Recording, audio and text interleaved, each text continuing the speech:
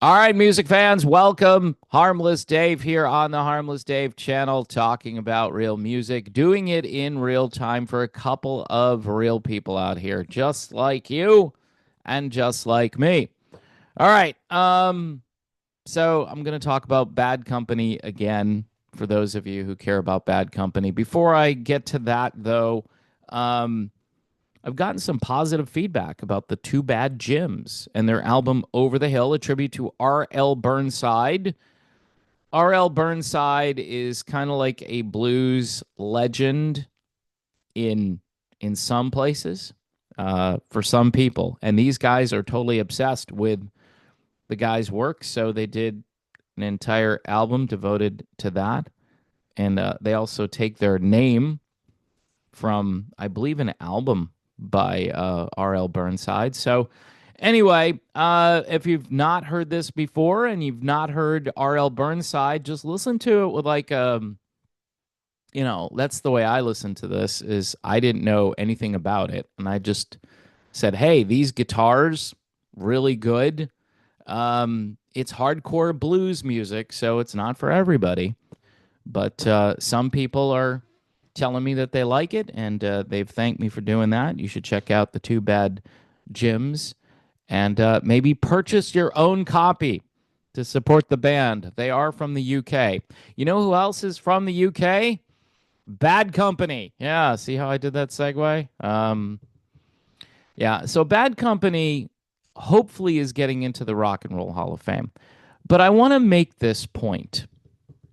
This is so embarrassing for the Rock and Roll Hall of Fame that this band isn't in the Hall of Fame. And if they don't go in, how more embarrassing can it get? It can't get much more than that. Now, you've got some people coming out and saying that these guys need to be in. Robert Plant, who was on the Swan Song record label. In fact, I think Led Zeppelin more or less started that record label. And their first signing was, or one of the first signings was Bad Company. And everybody remembers that epic, well, it wasn't epic because that was a different record label, but the look of that record label, you knew it was cool music if it was Swan Song. And of course, Zeppelin later on, after you got used to seeing the Atlantic record label, you saw the Swan Song label. Anyway, I'm rambling. So Alice Cooper has said, hey, Paul Rodgers, one of the best singers out there and one of the nicest guys ever. Neil Sean was out there because he's worked with Paul before. And he was saying how it's just embarrassing that Paul Rodgers and Bad Company are not. In fact, he said it's a sin that Free and Bad Company are not already in. Free undoubtedly had one of the biggest singles ever with All Right Now.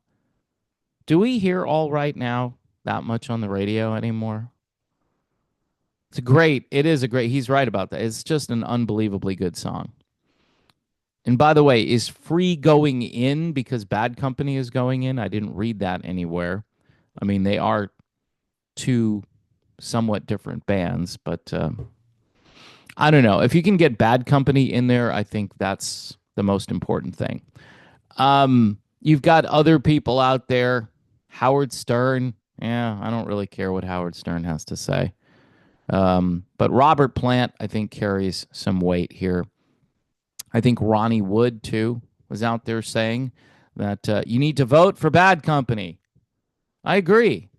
100%. I agree. And hopefully, Paul Rodgers will actually attend this ceremony if they get put in there. And maybe we'll get to hear Paul sing. We haven't heard that for quite some time, at least from a live music perspective. So that would be interesting to see him. I know Mick is in some pretty bad health from what I remember reading. Um, we'll have to see who's actually going to be there, but just a great band. And it's just tragic and embarrassing that the Hall of Fame has waited this long to get them in there. I mean, it's almost as if someone has to kind of tap them on the shoulder and say, "Hey, you guys haven't put Bad Company in there." That's really pathetic. I mean, Duran Duran is in there, right? They put Duran Duran in there, and you can make an argument for or against Double D, as I used to call them. But yeah, I would say Bad Company before Duran Duran. And there are other bands like America, which I don't even know if they've been nominated. Bachman Turner Overdrive. Asia would be another one. I mean, it's a pretty long list of groups that really need to get in there that aren't. I mean, Blood, Sweat, and Tears are not in the Rock and Roll Hall of Fame. Think of that. I mean, they beat Chicago to the scene with the horn section and sort of that jazz rock fusion thing.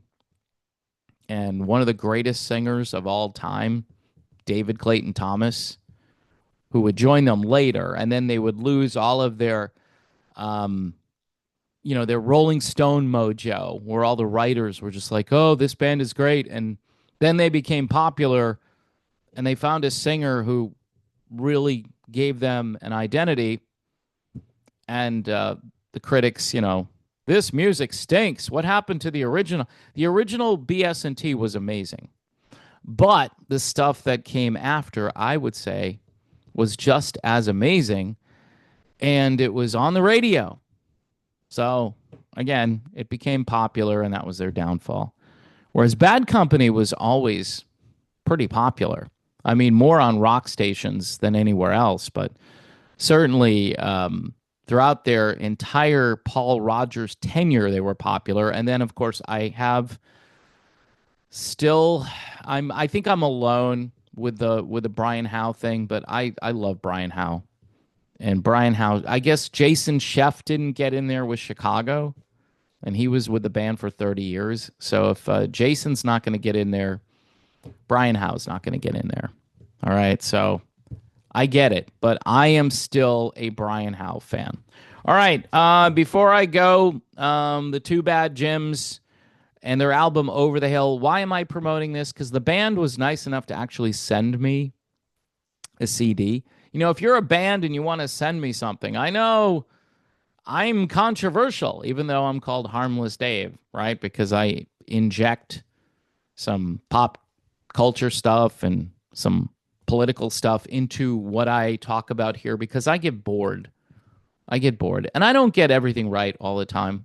And people correct me a lot. So I'm just some guy who is doing my best. And most importantly, I'm trying to follow Jesus. And I guess that's the most controversial thing, right?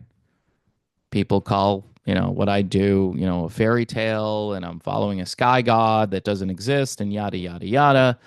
So, I get that, and that's really edifying, right? That'll really strengthen your faith. But if you want to support this channel, by the way, there's Patreon, Buy Me a Coffee, YouTube memberships. I know a lot of people will send me messages when they do like a super chat or something, just saying, "Hey, we appreciate the fact that you are talking about your faith."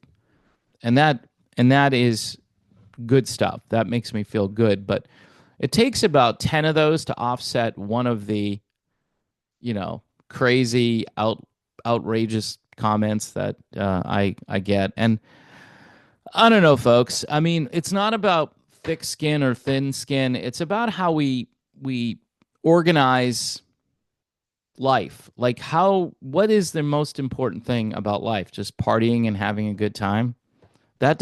You'll find, especially toward the end of your life, that is stupid for the most part.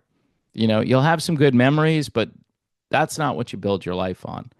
You build your life on the hope of Jesus Christ. So anyway, that's my little sermonette at the end of this really just all over the place video. Bad Company should be in the Hall of Fame. It's embarrassing that they're not. And the Rock and Roll Hall of Fame needs to make up for lost time. Each year, it's like, really? You're going to put all these other people in there, these mediocre choices that you could make. It's almost like they're trying hard not to put in the most obvious things, when they should just put in the most obvious things and then worry about the things that aren't as obvious later on. So that's my video. God bless everyone.